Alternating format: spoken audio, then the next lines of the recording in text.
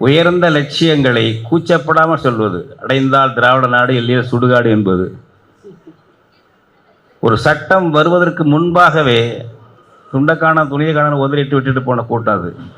சட்டம் வரவில்லை, என்றைக்கு வரப்போகிறது என்று அறிவித்தார்கள். பொதுக்குழுவை கூட கூட்டவில்லை, செயற்குழுவிலே கூட்டி பேசி பிடித்து விட்டு போன கூட்டம் அது. அது அப்படி பேசும். இப்போ அதுதான் மாடலாக போச்சு எல்லாருக்கும். அவர்கள் வெற்றி பெற்று தொடர்ந்து ஆட்சியில் இருக்கிறார்கள் அல்லவா, அவர்களோ அவர்களுடைய பங்காளிகளோ இருக்கிறார்கள் அல்லவா. அப்போ நம்ம தமிழர்களுக்கு அரசியலுக்கு வந்தால் அதுதான் மாடல். இந்த சீரழிவிலிருந்து நம்ம பிள்ளைகளை விடுவிக்கணும். 100க்கு 100 அல்ல, 15 விழுக்காடு 20 விழுக்காடு விடுவிக்கணும். அது போதும், புரட்சி பண்ணிடலாம். ஞாபகம் வச்சுக்கோங்க. உண்மையாக ஒரு கொள்கையோடு இருக்கக்கூடியவர்கள் எல்லாரும் களத்தில் இறங்கி போராட வேண்டும் என்பதல்ல. சில லட்சம் பேர் இறங்கி களத்தில் போராடினால் போதும். அது பரவலாக தமிழ்நாடு முழுக்க இருக்க வேண்டும்.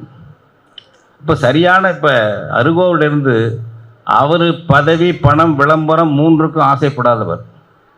வெறும் புகழுக்காக இன்னைக்கு இல்லை, நடைமுறையில் வாழ்ந்து காட்டிய மனிதர்.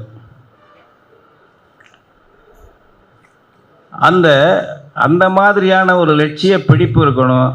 மக்கள் சக்தியை திரட்டக்கூடிய ஆற்றலும் வேண்டும். நான் சிறந்த வீரன் என்று நாம் தனிமைப்பட்டு 4 பேர் இருந்தால் பத்தாது. மக்கள் சக்தியை திரட்டக்கூடிய ஆற்றல் நமக்கு இருக்க வேண்டும். நாம் உண்மையிலேயே களத்தில் நின்றால் திரள்வார்கள். நமக்கு எடுத்துக்காட்டு அதுதான். இப்போ நம்ம எல்லாம் வீரம் இல்லாத என்னம்மா முன்னோடியாக இருந்து திரட்டணும். அதை தமிழீழ தேசிய தலைவர் மற்ற பிள்ளைகளும் அதை திரட்டினாங்க, நின்றார்கள். என்ன 30-35 லட்சம் மக்கள் தொகை, அது இவ்வளவு சாதனை பண்ணாங்கல்ல. இப்போ இன்னைக்கு பயப்படுறான் தமிழ் தேசியம் தமிழன்னா. எதுக்கு?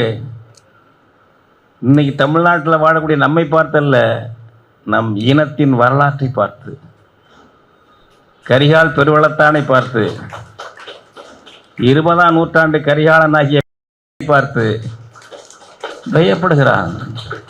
இந்த மொழியை கண்டு பயப்படுகிறான், இந்த தமிழை கண்டு அஞ்சுகிறான்.